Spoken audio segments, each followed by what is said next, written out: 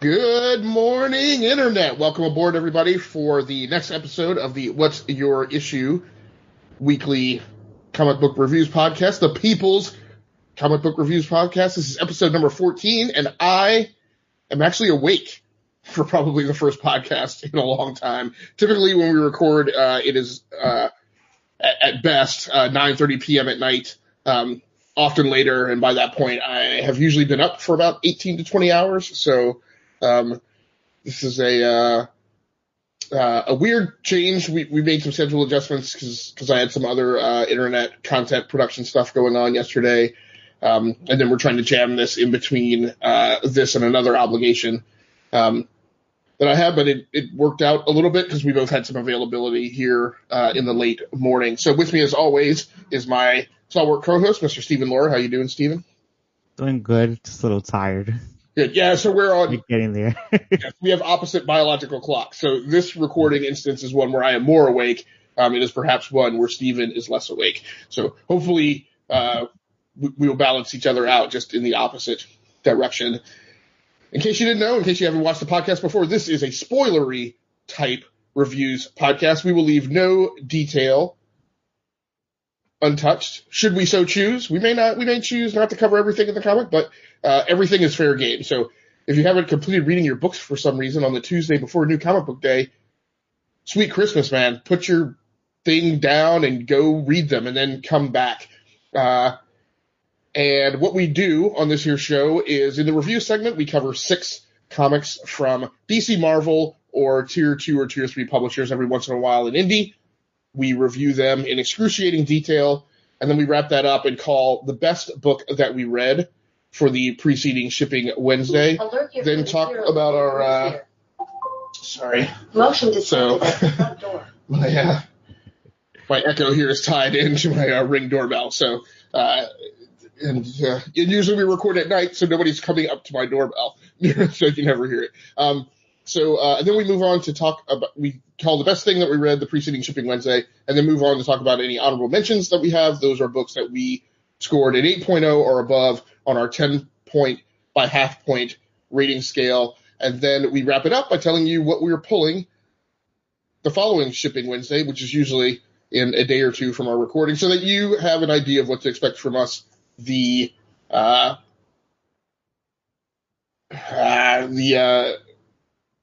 next podcast, sorry. So I put the blasted note for this somewhere else than I usually would have. So first up on the agenda tonight, and I'm scrambling this a bit. I realize now, Stephen, the reason I got confused here was because I didn't update the agenda with the final scramble. The first book we're going to cover this week is Star Wars number 59. Story by Kieran Gillen, art by Angel Uzueta, and letters by Clayton Cowles. So overall, I wasn't too particularly crazy about this issue. It was fine. Motion detected at the front door. Alert, your food is here. Alert. I'm just going to have to unplug it. Sorry, I tried turning it down, and then I remembered. The way I have the routine built is every time the doorbell trips, it automatically resets the volume to maximum. So undone by the skill of my own automation, I am. So this comic continues the story of the big three, the triumvirate in the Star Wars universe of Leia, Han, and Luke on the planet Cuban. Excuse me. And in this issue, Luke, in the preceding issue, Luke had finished building his communications transponder, which he had built because they wanted to get off the planet. So if you haven't kept up with this, a few issues ago, they jettisoned escape pods to get away from the Empire, landed on a relatively reclusive planet filled with a kind of tribal society of warriors. They have been learning from them and also earning their keep on the planet. But last issue, we started to see some fragmentation. So Luke had built communications transponder to try and call a ship to the planet, since the planet was only visited by a supply ship once every 6 months or so. Luke, itching to get back to the rebellion and continue the fight with the Empire, decided that it was worth the potential risk to the planet's inhabitants to call the transponder. Leia, we also found out at the last issue, has been working on a whole tactical plan to return to the planet that betrayed them to the Empire, and basically remove them as an economic factor and power center for the Empire. So we pick up with that story here. Luke is going through a lot of conflict resolution with the tribe leader's daughter, a woman who he has shown a certain degree of attraction to. We also get some comical interludes.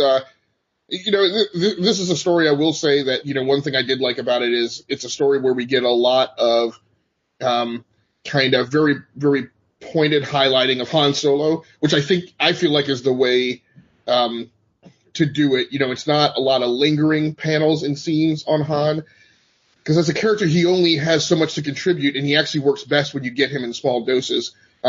We get he and Leia in her bedchamber going over the tactical plan, and then he mentions that he's surprised that that's what she was working on, or that he's surprised that that's what she called him up there for.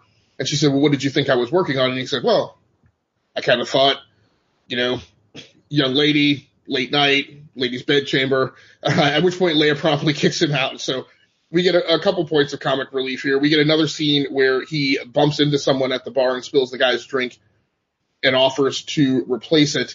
But apparently, on Human, the way that they handle spilling a man's drink is to have a good old-fashioned gunfight. So so that happens. Han pulls the oldest trick in the book by getting the guy to look elsewhere, and then promptly shoots him in stun. The other shtick of this comic is that there's kind of nothing that the heroes can do right. It's like everything that they do winds up offending the daughter in particularly. Eventually we find out that Luke didn't really signal the transponder because the tribal leader was actually jamming it, and so he was just testing Luke to see what he would do. Han kind of failed his test of character by pulling the distraction, because these guys are all about honor. So we end up the book in the story with the Scar Squadron showing up, and I don't know if everybody's familiar with these, but these guys, there were a couple of issues, or at least one in particular, I think back when Charles Soule was maybe doing the book, where... It was Jason Aaron. Okay, all right. Where this squadron of kind of spec op stormtroopers were the centerpiece of the story, and one of the big reveals at the end of that issue was that one of the stormtroopers was a former Jedi acolyte and still had his lightsaber. So apparently, in these reissues I didn't read, the squadron came into contact with Luke. I'm sorry, give me just 1 second. Okay, so I'm on the back side of that cold, and I still have a lot of phlegm and stuff. But apparently the squadron came into contact with the heroes, and they have apparently fought them before. So when they show up on the planet, the heroes are itching for a fight. The tribal leader's daughter winds up taking out Han and Leia, and so the way that the situation is going to be resolved is in a lightsaber duel between Han and the stormtrooper, which is kind of a good potential result, because the stormtrooper never completed his Jedi training, and Luke is on the upwards arc of his. On art in this issue, we still have the matter of the fact that the facial portraits for the characters that actually appeared in the movies appear to be, drawn over. Photos that have been drawn over. However, I still kind of like Uzueta's style, and I like LaRocca's before as well. There's a really great kind of portrait splash page when the Scar Squadron shows up. Admittedly, there's not a ton of other really particularly amazing art on display in the issue. there's a couple issues. There's a couple points where how Han is articulated during the gunfight just looks very unnatural, and certainly doesn't look like the kind of if you ever observed Harrison Ford's body language as Han Solo when he was kind of in gunslinger mode. It looked very much like an Old West cowboy. It was very loose, very languid, and it was a methodology that, not only gunfighters, but lots of people use to kind of fully relax their muscles so that they're not tense before they go into some type of combat. So at the end of the day, I rated this comic a 6.0 out of 10 for me personally. It was fine. It just didn't really move me. And when I was done reading my stack, and I read this was the second to last book that I read, and when I was done reading it, I just kind of felt not empty, not betrayed, and not like something was stolen from me, but I just felt kind of meh. I was kind of like, well, I could have taken that or left it. And the other thing is, other than the Han pieces, the best thing that's gone on in this particular arc in Star Wars has been when we have gotten these small little scenes that really poignantly highlight the most critical aspects of the primary three characters. These scenes that with a one-liner or something, it reveals something very razor pointed about the makeup of their character, whether it is their character as a whole or interestingly about their character at this point. And when you consider it of the context of being in between episode 4 and episode 5, it makes complete sense and enriches the mythology that we previously known to date. I didn't really feel that we got any of that out of this issue. So, Stephen, you read this. How did you feel about this issue of Star Wars? I gave it an 8.0. I actually enjoyed it. I just like the way Kieran Gillen writes all the characters. It looks like he's pretty well involved with knowing the characters of the Star Wars universe. He really knows how to write the characters, and I do like that Luke and the woman that he had interest in are having their first drama right now. So it's pretty interesting that, because they were flirting with each other in the first couple of issues, and now they're actually arguing with each other. So it's a nice change of pace and different dynamic from the previous issues. And I'm glad that the stormtroopers, that the one that Jason Aaron created, the whole crew of stormtroopers are going to appear in the next issue this time around, because they didn't get that much development, and I didn't like the issues that they were in, and they have such interesting designs, and I wish they were written better. So hopefully Kieran Gillen does a better writing than what Jason Aaron did. So I'm glad to see them coming around again. So yeah, I actually enjoyed this issue, and I'm hoping to see what the next issue will be about. Very cool. I will agree with you there. The big climactic swell of the book that did make me very interested was the arrival of the Scar Squadron. I feel like that's just like you said, that's a squadron that's a meaty plot device that you could really do a lot with. And kind of is one of those things that was created in the comics that you would really like to see pop up in a show or a movie. Let's move on to the second thing in the review section rundown. Can you talk to us about Archie Meets Batman 66, number 6? Yeah, this is a final issue. It was a crossover with Archie and Batman 66. Is written by Jeff Parker and Michael Walkery. Penciler is Dan Parent. Inker is Jay Bone, and colors is Kelly Fitzpatrick, not Fat. Sorry about that, Fitzpatrick. And Jack Morrell is the letters.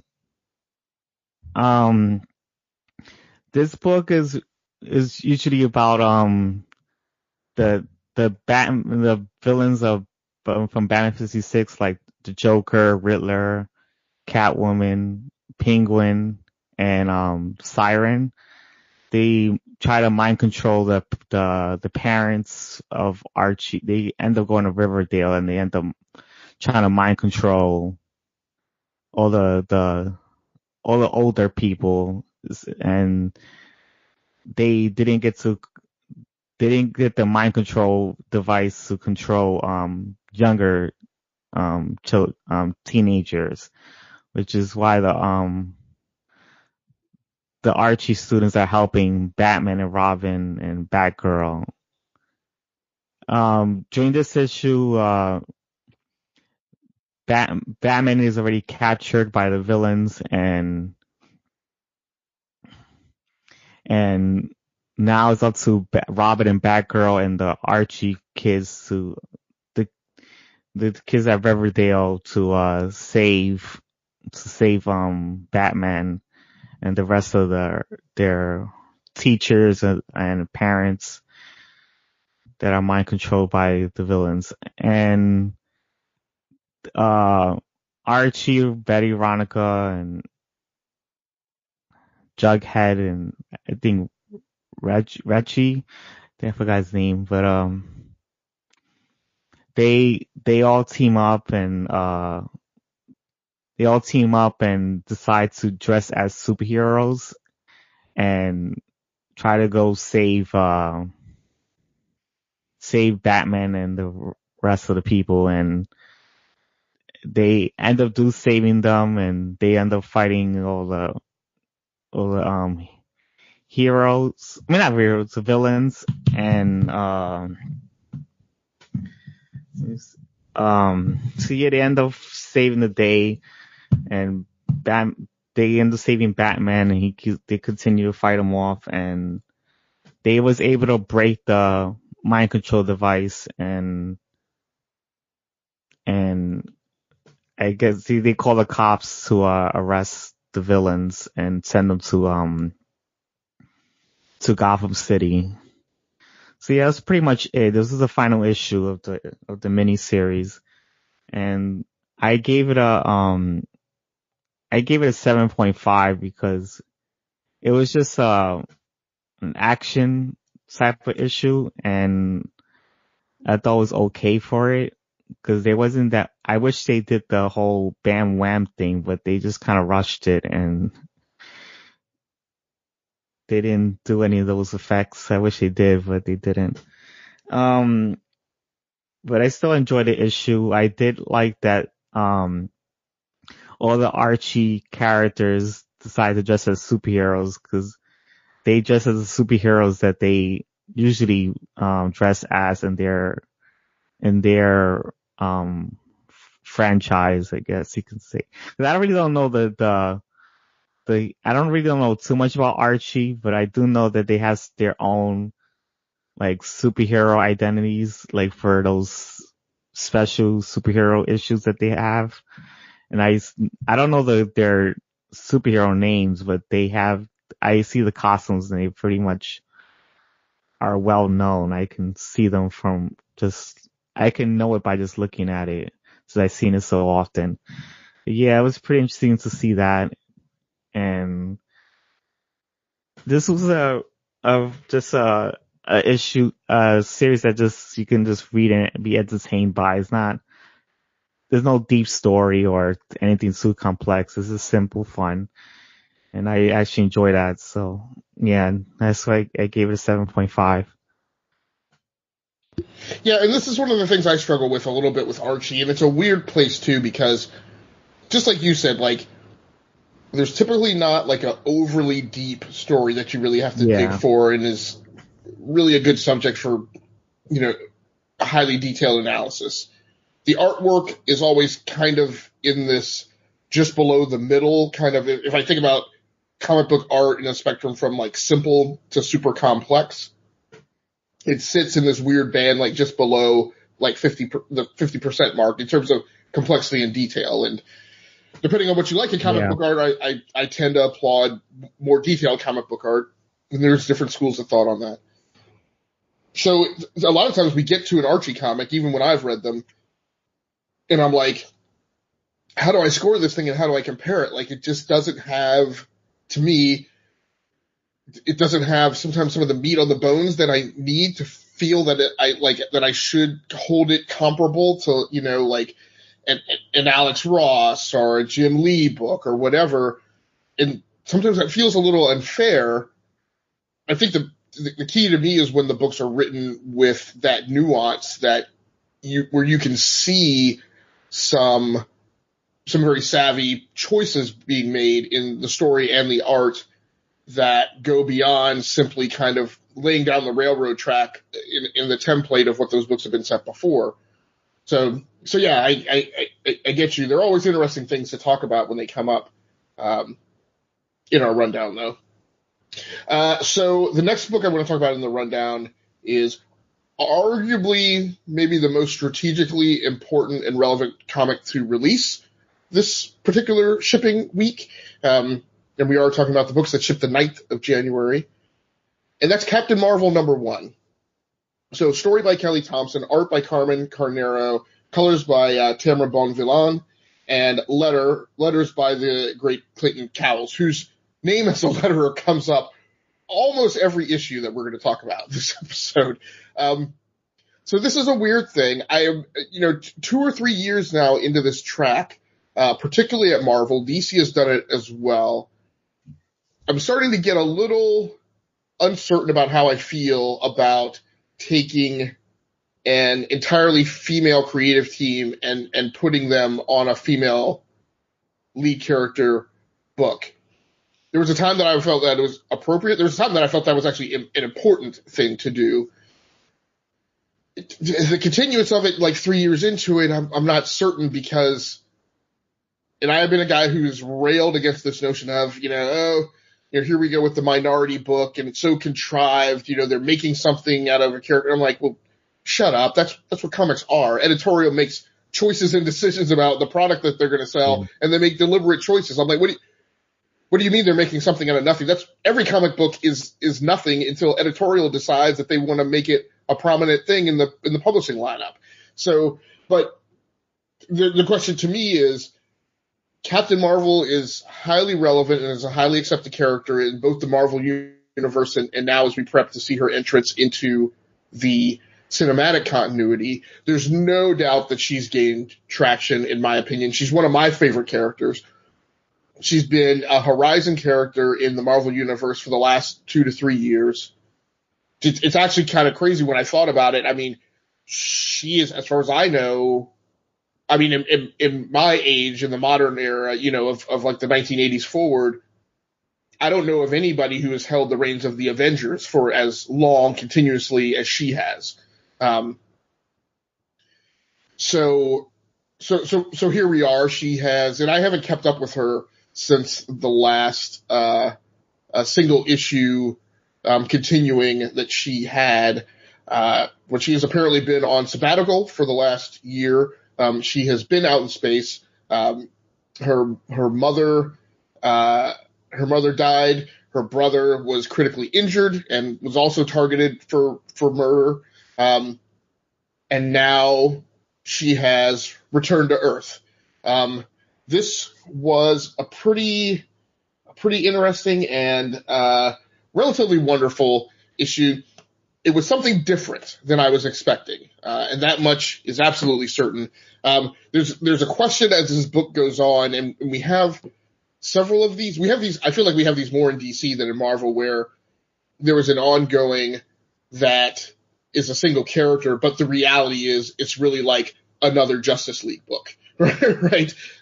Because so many members of the Justice League are featured so prominently in the ongoing.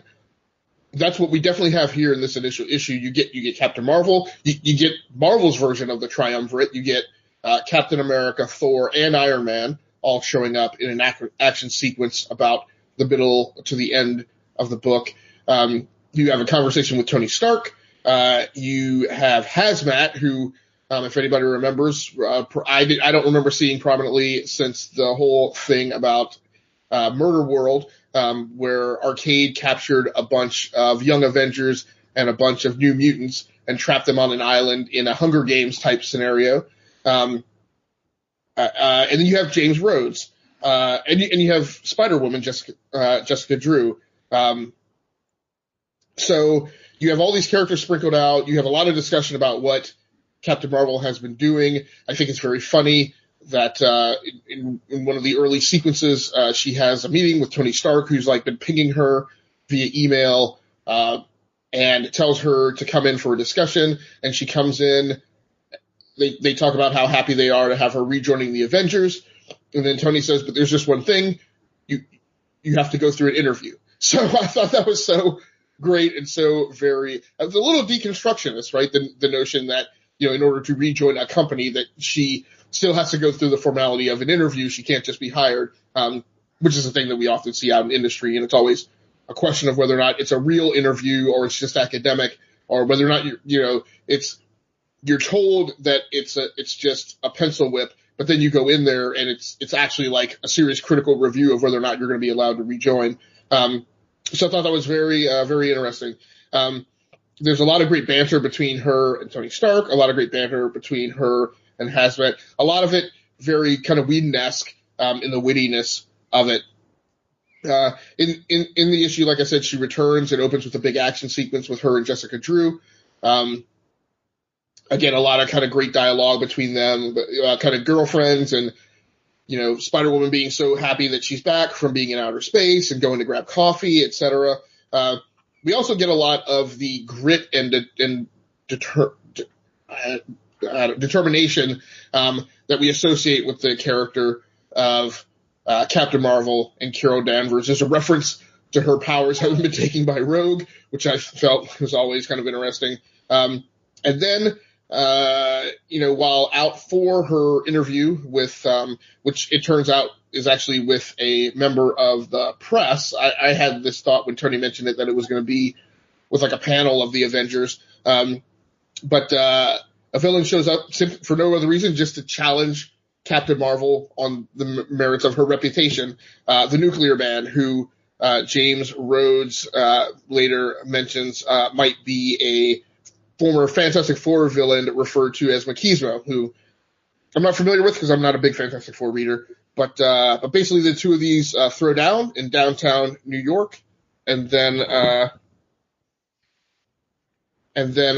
escape into a portal. So on art, everything is very well choreographed. And in the end splash page shows Carol now off in another dimension, apparently having gathered together a set of revolutionaries to take on whatever great dictatorship is apparently ruling this dystopian future, or whatever the story is going to be. The thing that I like most in this story is the reconnection between her and James Rhodes.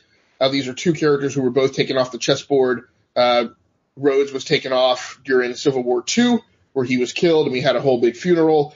Now he's back, which obviously, makes his whole passing of a little less importance, which is unfortunate because his passing was actually a big deal in the Marvel Universe, with the passing of an African-American character and how that was dealt with. The reuniting with the Avengers and the fact that everybody has great respect for her but isn't simply willing to have her come back. It's a little weird in continuity too, and again, we tend to not make ginormous deals of those. Well, we tend to either make not ginormous deals of them or very big ginormous deals about it. But obviously she has featured recently in issues like within the past 2 months, where she was still the leader of Alpha Flight, and the Avengers, and I guess whatever constitutes S.H.I.E.L.D. these days.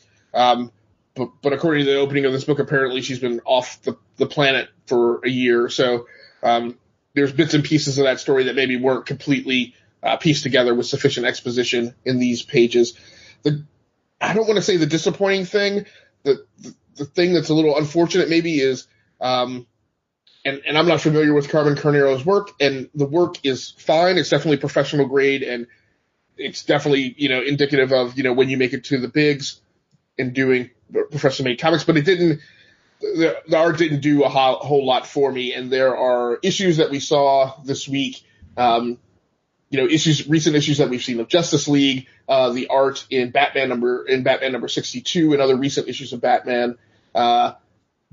It was up against a lot of competition this week for me, and I didn't find the art particularly moving. So it almost didn't break out as a significant issue, but I kind of went back and looked at it a little bit. I wasn't super happy with the creature work in the opening pages. But at the end of the day, I wound up giving this comic an 8.0. So it did kind of cross the threshold of being a significant comic to be considered among some of the above average books that wind up landing on publishing shelves and in Comixology. So, Stephen, I'm pretty sure you read this issue. Did you have thoughts on it? Yeah, I had thoughts on it. I actually enjoyed it. I gave it an 8.0. It was pretty average to me, and I did like the banter between Tony Stark and Carol Danvers. I know they have a friendship type of relationship for quite a long time. I don't know how long it's been, but I know they've been friends for a long time. And I know Civil War 2 broke that up, but now they're back to being friends again. And I do like that Hamizat was in this issue as well. I haven't seen her for a very long time, since the Avengers Undercover. I don't think she has appeared any time after that. And I would like to see I know she was having some PTSD moments, but I wonder if they're going to dive deep into it even more in this Captain Marvel series. And yeah, I'm hoping that she's able to recover from it. I noticed I'm not sure I have to check if he died or not. Her boyfriend I know she had a love interest in Avengers Undercover, and I think it was a character with the red skin skeleton. I forgot his name. It's been a while. But yeah, I'm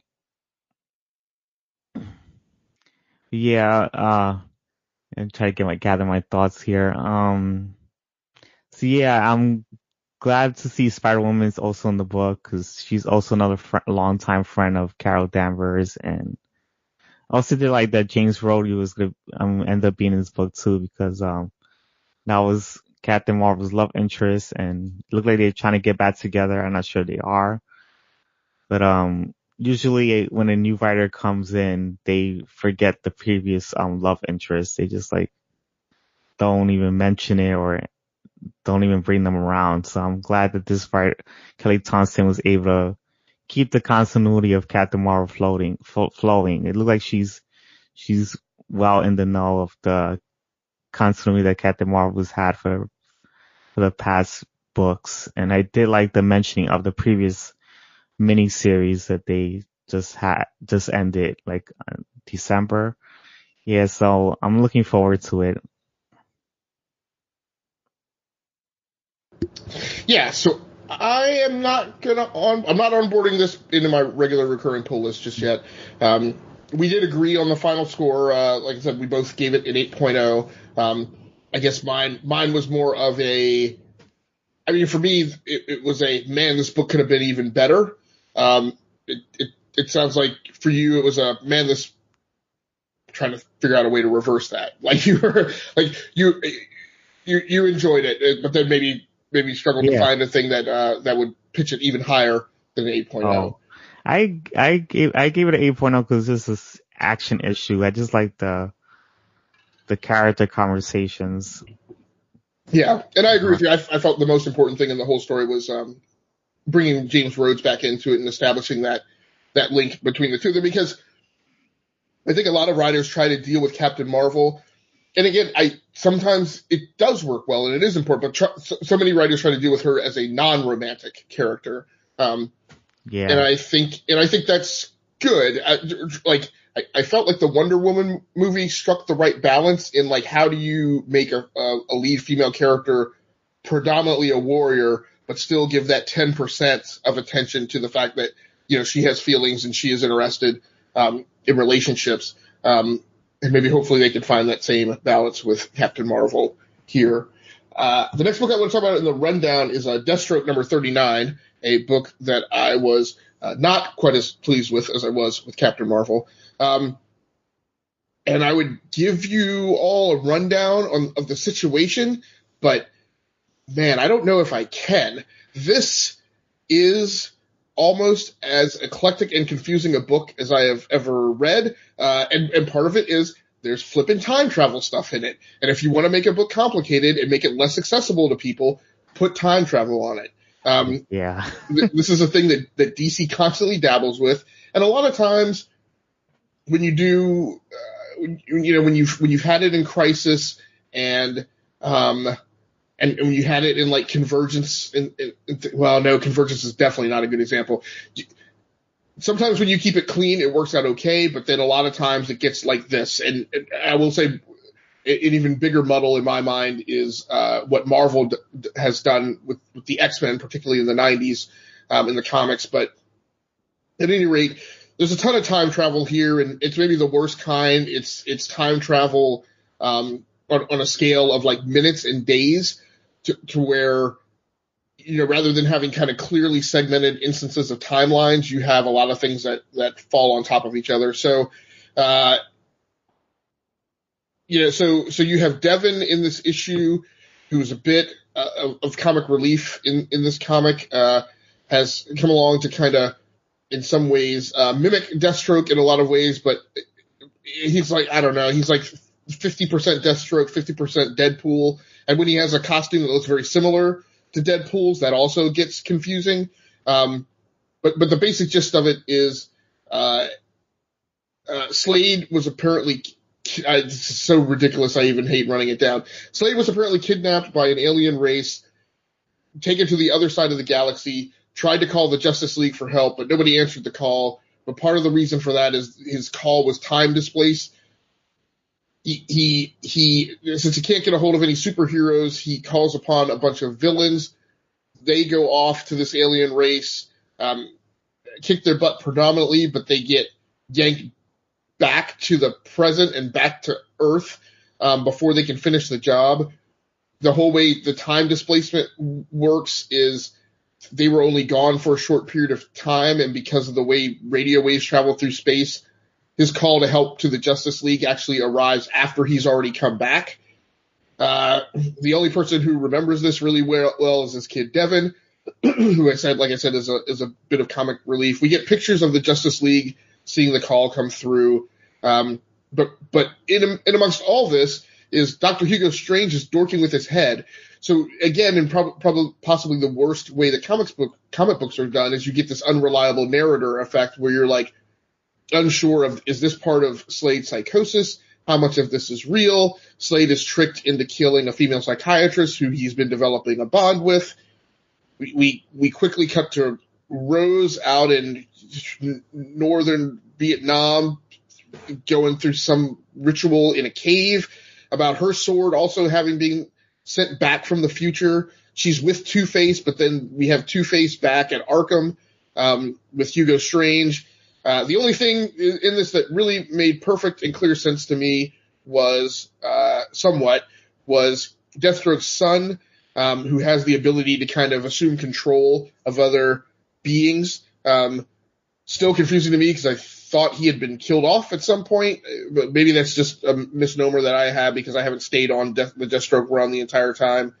But comes into the prison to rescue him, and probably the coolest sequence in the comic, he actually takes over Solomon Grundy, which is pretty cool, seeing Solomon Grundy come to rescue Deathstroke.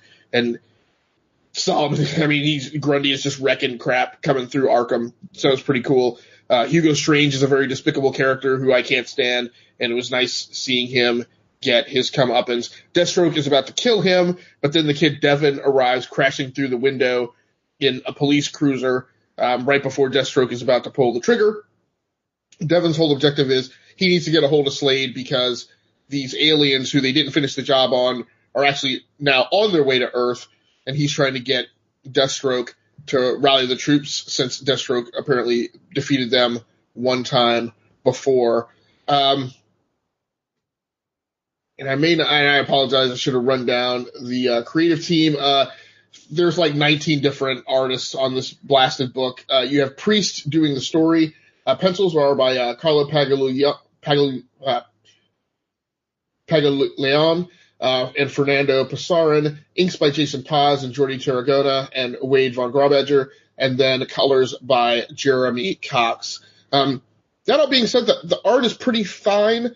I think I was so distracted by trying to keep up with the story that I didn't really nitpick at the art as to whether or not there were different artist styles and depictions throughout the book, as we've sometimes gotten in Deathstroke, where when Batman has been a guest, like his costume, like elements of his costume actually look different from page to page. There's actually a lot of good work here when they're in Arkham Asylum in terms of the amount of detail and the shadowing. Even better when you get to that scene in the cave in northern Vietnam. Unfortunately, it's overshadowed by the complete nonsensicalness of the plot line. This is a book which is barely held together, and I'm not overly impressed by how it's scripted.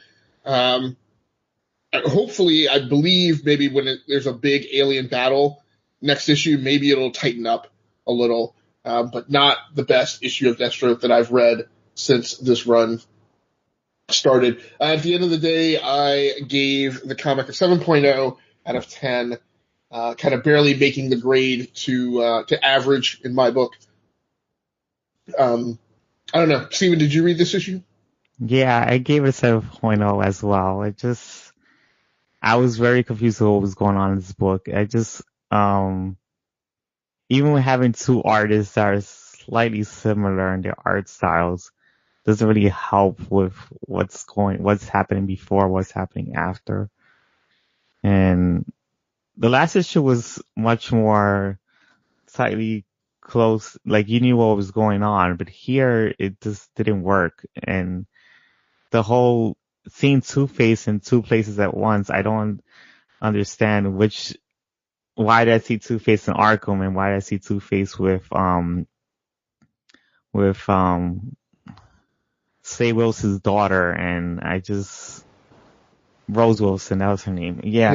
So, it confused me because I know in the last issue, Two-Face was with Rose Wilson the whole entire time. And now in this issue, he's also in Arkham, and that confused the hell out of me. I'm not sure that's an artist error there. No, I mean, it was supposed to be part of the whole thing about it's a Hugo Strange, mind trick or whatever. And I get that, but I'm like, but you could have chosen to depict any character who wasn't really there with Slade Wilson, right? Like it could have been anybody else from Arkham. Deliberately picking it to be Two-Face just doesn't make sense to me. Yeah. If there was some plot reason to do that, then I would get it, but like I don't, and it just. Yeah, I know his Two-Face is better written when he's with Rose, but it just, like, I don't know, it just confused my brain. Just right, yeah, being in Arkham, right, it threw me off. And I would have been fine. Like the scenes with him with Rose, the few lines that he had, I thought were cool.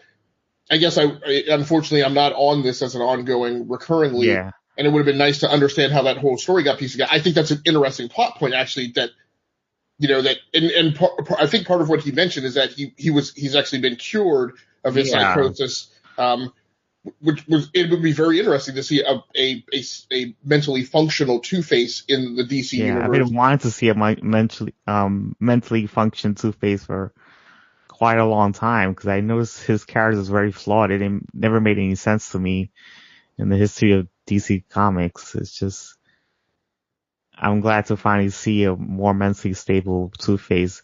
I know he got cured in Detective Comics, with James Robinson. He was the one that was before Peter Tomasi. So yeah, I didn't like those issues that well, but I did like how he wrote Two-Face getting cured. Right. And I noticed the Deathstroke book took that continuity that just happened recently and put it in his book. Christopher Peace put it in his book. So I'm kind of glad he's taking things that's happening in other books into his. So yeah, that's the one thing I do like is the way Two-Face is written in here. Okay, cool. Well, why don't you go ahead and take us out first by covering, take us out of the review section. First by covering Faith Dreamside number 4. And who is Yeah. this book published by? Valiant. Okay, all right, go ahead. Okay, so what is it? The book is a mini series. It's focusing on the character Faith, and it's also focusing on Animalia, which is another character from the Harbinger, like one of the Harbinger characters that has the power to make some animal cartoons come to life, something like that.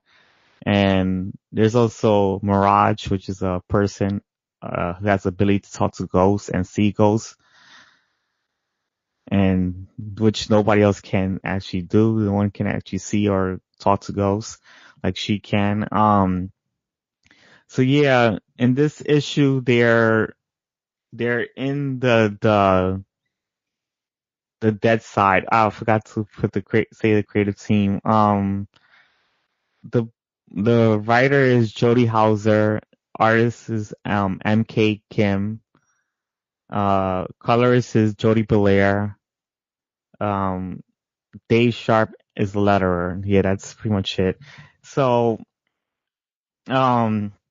this is also a final issue of the miniseries, and in this issue, they're on this world called the Dead Side. It's just like it's like a kind of like a dimension where I think dead people go to, and it's like more of it's a weird dimension. I really don't know the whole full length of it, but I've read it in previous books, and I think it's a dimension full with like a dead space kind of area. And um they've what is it, Faith and Animalia and Mirage and her boyfriend. And there's also a clone of Faith that was in the previous issues that had of the Faith ongoing series that had ended like last year, I think. Um there's a character there was a clone of Faith that ended up dying. So you see her in the Dead Side world, and you see Mirage's husband, and they're there trying to find who's the villain that's haunting Animalia with her. Like the villain was haunting Animalia with her dead friends, like putting like sending spirits of like her friends that died in Generation Zero, which is another series that ended. And yeah, it was haunting her, and they went to go find out who's haunting her, and that's in Dead Side. So they went to Dead Side. They find out who it was. It's some dragon type of being that was getting stronger and over centuries in Dead Side, and he wanted to find his way back into the alive world, and the only way he could do that was to try to, I guess, have a connection with Animalia, because she had spirits of friend that had passed away recently, and I guess that was one way to connect. And they went to go fight him off, and they defeated him. They was able to turn him into a little baby dragon. He was no longer a big dragon. And after they defeated him, they also found out that the clone of Faith and Mirage's husband was not really in the Dead Side world. That was just a fake version of them, because Mirage's husband was actually in the not in Dead Side. He was in the actual real world. He was still a ghost spirit, but he was in the actual Earth plane instead of that weird dimension. So after they defeat the villain, they end up going back to the normal Earth plane. They're no longer in that spirit dimension world, and they eventually get over the stuff that they went through, and I think Faith is ready to be a superhero again and not worry about the public drama that Harbinger Wars had caused, which everybody's a fugitive now, and she's not going to be worried about being a fugitive because she was like holding back from being a superhero because she didn't want anybody to go after her because now that she's a fugitive. But seeing that everyone is basically a fugitive in the Valiant universe, I guess is okay for her to also be a superhero. I mean, when this is going on. So that's how this issue ended. I gave it a 7.5 because I did enjoy this miniseries. It's just, it wasn't much going on. It was just more about Animalia. And I thought that the spirits was actually the spirits of of her friends that passed away in Generation Zero, but we find out that it's not. It kind of disappointed me, and I kind of wish that relationship wasn't just a pretend. I wish it was actually those spirits of them in there. This whole dragon thing just kind of ruined it for me. So, yeah, that's why I gave it a 7.5. Okay, very cool. How about The Unexpected, number 8? Oh, okay. No, I mean, is that what? Yeah, that is it. Okay. I just trying to take a breather.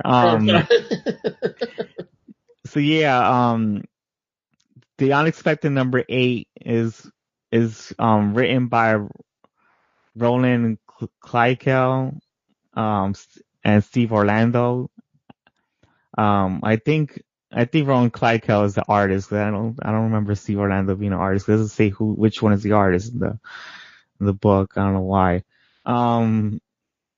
Jeremy Cox is the colorist. Carlos M. Maguna and Travis Lanham is the letters.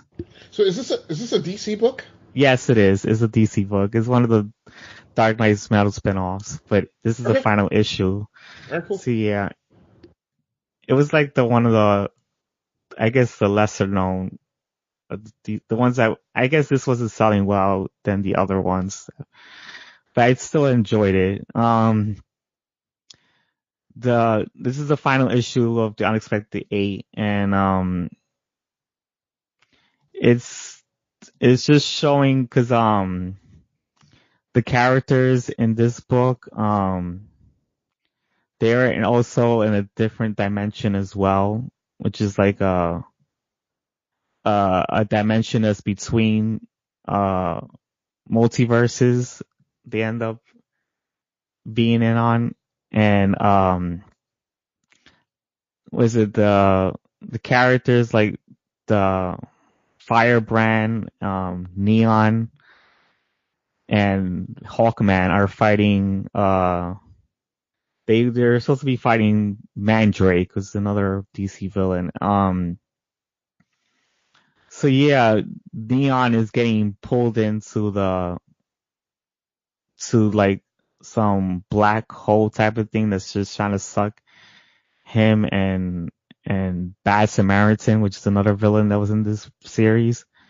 So they sucking them into like a black hole type of thing, and Neon and Bad Samaritan decide to work together. Even though they hate each other, they decide to work together and try to get themselves out of this black hole and go back to where Firebrand and Hawkman is when they fighting Mandrake. So yeah, they end up going back in there. They end up fighting the villain, and they end up defeating him. And I do like how Neon did defeat him. He ended up using some magic, because the thing is, he feeds on positive emotions, I think, and Neon was able to find a way for him to feed on negative emotions, and he turned himself cold, and he just wasn't powered anymore because he's full of negative emotion himself. So he's pulling his own energy. So they was able to defeat him that way. So yeah, they was able to defeat him that way and, put him away and that was pretty much it. I think I gotta try to remember what happens in this book. But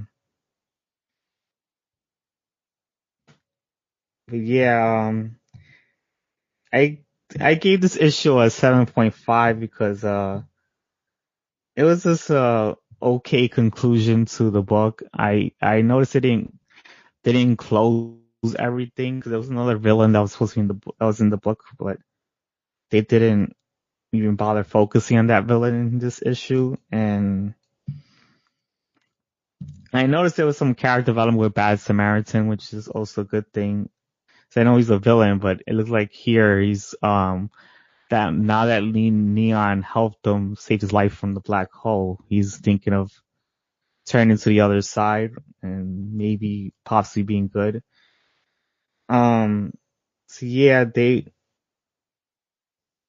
it looked like they just defeated the villain, and not sure they even got the nymph metal isotope they were looking for throughout the whole entire series. But I guess that's not going to be even mentioned. That's one thing I do hate about when series end so quickly. They just don't get to close all those gaps that they were focusing on. So yeah, I enjoyed this series for what it was. I know it wasn't that much of a deep story, but it was still enjoyable. Right. And I may have missed it. What did you say your score for this was? Oh, 7.5. Okay, right. Okay, so on to the best thing that we read this week. Did you read Die Number 2? No, I didn't. Okay, so you're cut in the same wool that I am, which was one of the key elements for us coming together to do this podcast. We were both looking for someone who didn't just read DC or it didn't just read Marvel, but also read Tier 2 and Tier 3 publishers, as well as the occasional indie. This is a comic by Image. And right now, you are reading a lot more than I do, and that appears to be continuing to grow. All of this is a preamble to me saying I am very reticent to ever say to you, here's the thing that you need to read. I would suggest if you have time, and maybe even if you wait till this comes out in trade, that you give this a look. Because you are a fan of Kieran Gillen. This is a Kieran Gillen book.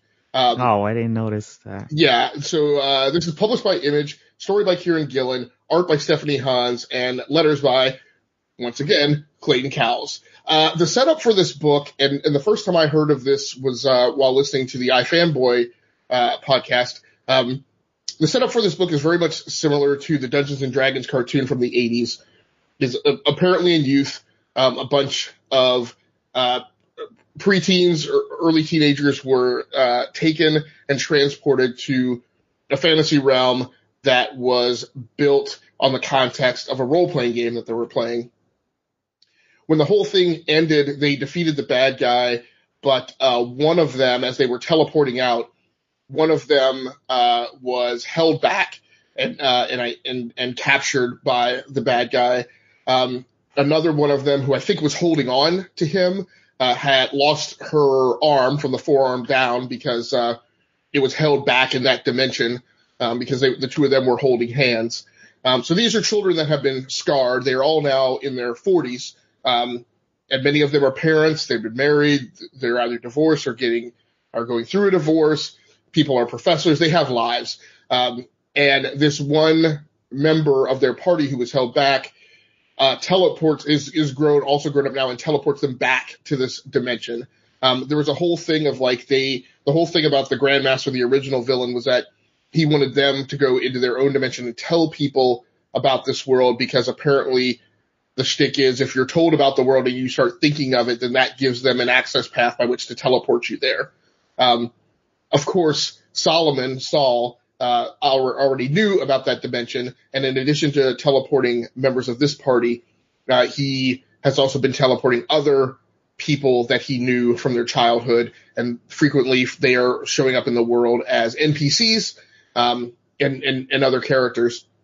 The story is just amazing. We don't have time to get into it, but there are things like there was a knight who, during their last journey, the leader of the party, who's a female character, fell in love with him, and he pledged his fealty to her, saying that he would not give up his obligation to her until he laid eyes on her again. When they returned to the dimension, it turns out that he died 3 years after they left, and then his eyes rotted out a year after that, but he was still bound to the earth because of this promise that he made. And so basically his shambling zombie-like corpse actually catches up with her in this dimension, and apparently pissed off and tortured because he can never fulfill his obligation because he's lost his eyes. So there's a pretty amazing set of powers, but between the rest of them, one of them is triggered. He's called the Grief Knight, and it's triggered by sorrow. The leader of the party, her primary power is to manipulate emotions, and so she actually manipulates his emotions to access his powers, even though he doesn't want to.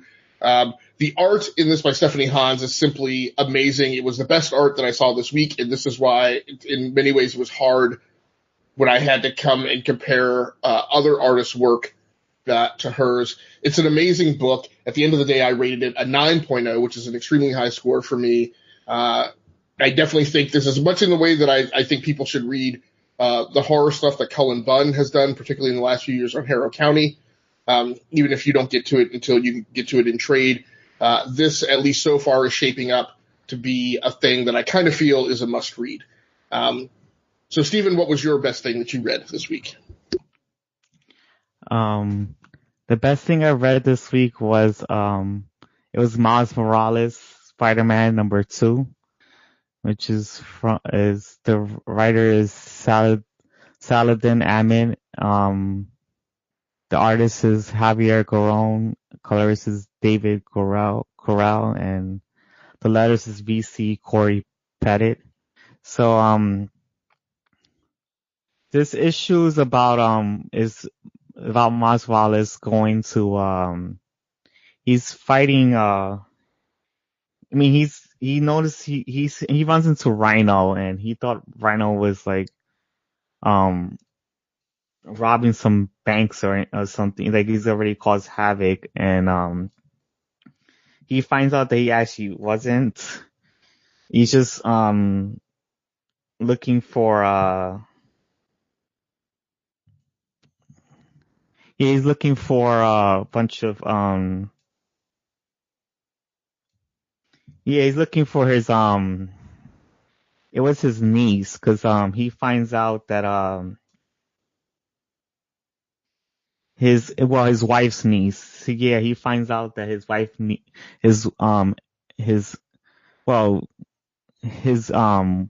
the thing is with Rhino, his ex, his wife had passed away, I think, in past issues of Spider-Man. I'm not quite sure, but they mentioned that in here, and he's still very close with her niece. So, Miles Morales Rhino is trying to look for her because she's been kidnapped, and Rhino decides to ask Miles if he can help him out in finding who kidnapped his niece.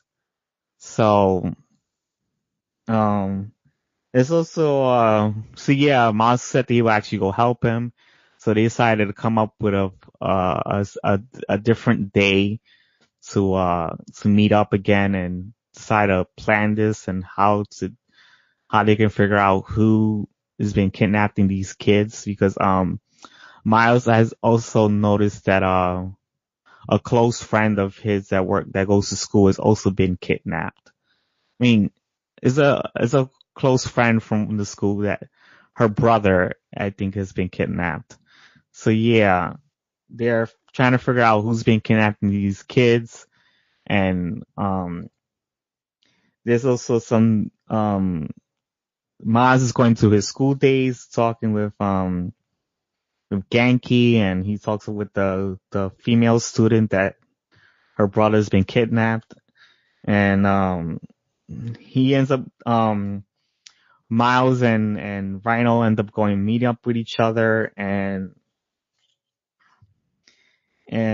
they find out that it's Tombstone that's actually kidnapping the kids, and it's putting some type of mutant, like some type of powers inside of them. I'm not sure if it's mutant powers, but they're being experimented on, and he wants the kids to eventually work for him. Like he's experimenting on children and putting powers in them and making them work for him. And, so Spider-Man and Rhino ends up fighting Tombstone, and by the end of the issue, they end up running into Captain America, and that's where it cuts off. So, I gave this issue a 9.0 because I really did enjoy this issue a lot. I know Saladin, he really knows how to write Miles. I really think that this is even better than what Bendis has written. And, yeah, I'm looking forward to this issue. I think I'm going to be picking up normally because the first issue was alright, but the second one was really hit his high notes. And, I did like how Rhino is written to like, he's not like some one-dimensional villain here. He's actually has some type of heart in here, and he's kind of being humanized here, which I do like a lot. And you get to see that he actually cares about his former wife's, niece that he's had some type of connection to. And I'm glad that Miles is able to see the good side of him and help work with him and figure out who's been kidnapping these kids. And I'm glad they find out who actually kidnapping these kids. And, so yeah, I'm looking forward to it. I'm wondering how the relationship with Captain America, seeing Rhino and, Miles working together, I wonder how he's going to feel about that and see how that goes off from there. Okay, very cool. I'm going to have you push on because you're up next in the next segment and walk me down your honorable mentions for this week. All right. My honorable mentions is Adventures of Super Sons number 6. I gave it an 8.0. It's just Robin and Superboy working together, and they run into some new guy that has a bunch of outfits. I forgot his name, but I'll forget about that. What is it?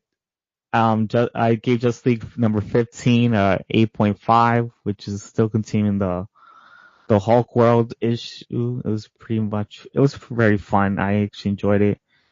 I gave Suicide Squad Black Files number 3 or 8.5 as well. It deals with Katana and the chapter side of Sword in the Soul World with her husband, and she gets out, fighting the Cobra. And then there's another story with, El Diablo and his team of Suicide Squad characters fighting Felix Faust's son. So it was a pretty fun issue. Then there's The Dreaming number 5. I gave it an 8.5. It just deals with, Lucien talking with, the girl was messing up the dreaming world, and now they're trying to fix it because Judge Gallows is there and trying to ruin it, and she regrets ruining it in the first place. So I thought that was interesting. So I gave it an 8.5. Spider-Gwen Ghost Spider number 4. I gave it 8.5. It deals with the aftermath of Spider-Geddon. She goes to tell Aunt May and Mary Jane about Spider-Man Noir dying, and she tells Spider Lady that um, Spider-Man from the Great Britain Spider-Man had passed away. So yeah, she's just telling that. Is just dealing with grief, which I thought was interesting. The Black Order number 3, I gave it a 8.0. It deals with Black Dwarf, and you get to see what type of character he is, which I actually enjoyed. The Unbeatable Squirrel Girl number 40, I gave it an 8.5. It deals with Squirrel Girl and the Super Squirrel. I mean, not the Super Squirrel. There's some squirrel character they run into that's disguised as Squirrel Girl, and they find out why she was disguised as Squirrel Girl, which I thought was interesting, and she gets to live with some other squirrel that's from Howard the Duck. So yeah, they end up giving her a place to stay. So I gave it 8.5. Hit Girl number 12, I gave it a 9.0, which is the end. It finishes off the story with her going to some Italian mob boss that's it's some mob boss that she ends up defeating. But at the end of the issue, the girl that Hit Girl was working with ends up betraying her, seeing the skull. I'm sure they could continue in that story, but it seems like the series is gonna go to season 2's type of storyline, and it's gonna start from as number 1 again with Kevin Smith apparently. So I guess I could look forward to that. I did enjoy it though. I wasn't expecting the plot twist of the portrayal that goes on. Kick-Ass number 11, I gave it 8.5. I did like the Kick-Ass fighting the mob bosses there, and it seems like her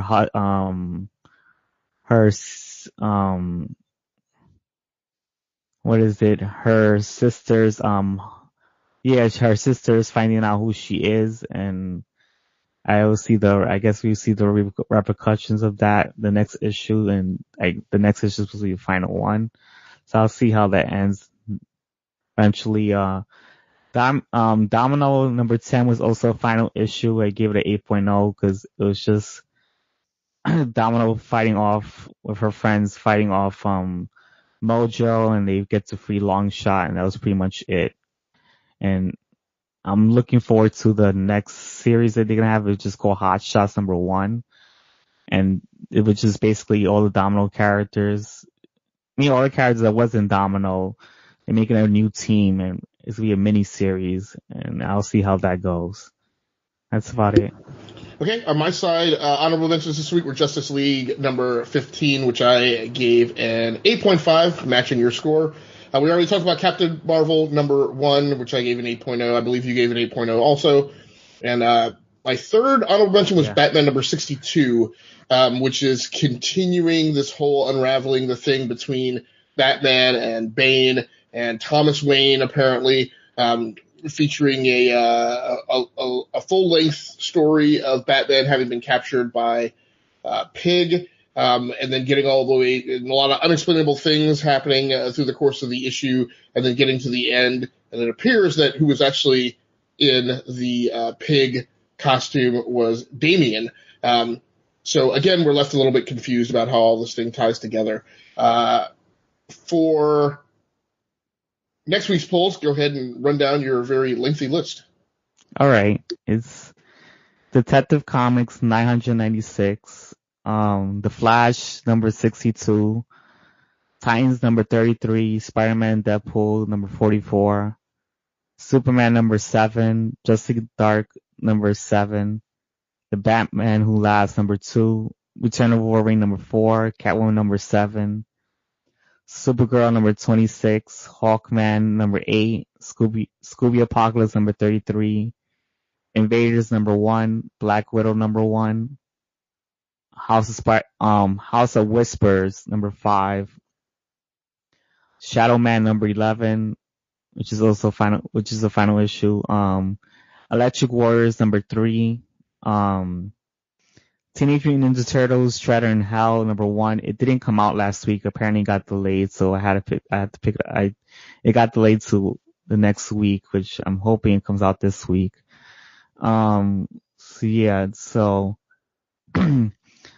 also another issue that was also delayed was Teenage Mutant Ninja Turtles IDW 2020 #1. That issue was also delayed, so they got delayed to this week, so I'm hoping that they'll come out this time around. And there's also Avatar to Seiya's Path #1, which is from Dark Horse, which is the blue skin Avatar, because I know there's two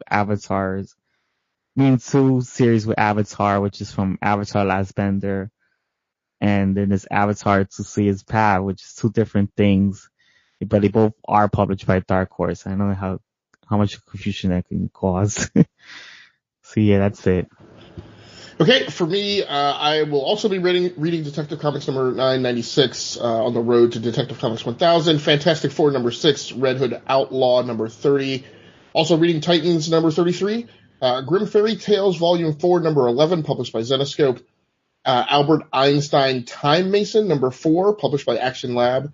I will also be reading Batman Who Laughs #2, Catwoman #7, Conan the Barbarian #2. I will concurrently be reading along with you Black Widow #1, Return of Wolverine #4, and Justice League #7. That's going to do it for us this week. Very quickly, Steven, I did want to ask one question, and we've got time for like a one-liner response from each of us. What was very interesting to me this week is neither of us talked about Young Justice #1. I did enjoy it. That's okay. Why. You did not enjoy it? Yeah. Yeah, and in the same way, I had it targeted a little too far below the belt for me, feeling kind of like an all-agent book with a lack of complexity. The most interesting thing I thought in it is the whole story around Cassie, and I will be looking forward to seeing how that develops. Yeah, I'm hoping there's some development, because the first issue is just characters here and there. It's just like eye candy for their characters. Well, yeah, and I didn't really like their character choices, like the Teen Green Lantern, the Ginny Hex. Like, I don't see those like adding a lot of meat. Maybe that'll change in the future, but I was just kind of like, I was very interested to see Amethyst in it, who is a 1980s character who is kind of a... Yeah, she actually had a series in the New 52, but only lasted 8 issues. Right. So we'll see how that goes. Thanks so much, everybody, for joining in. Unfortunately, I got to get out of here as quickly as humanly possible. Thanks, everybody, for joining in for this week. Join us back here next week on Monday night at around 9:30 p.m. Eastern. On behalf of the E2KG network and Stephen Lora, that's going to do it for us. Stephen, any added things that you want to throw out? Any plugs or anything? No, not really. Okay. All right. Thanks so much, everybody, for joining in. That's going to do it for us. We will see you back here next week. Until then, take care of yourselves and stay safe out there. We're out.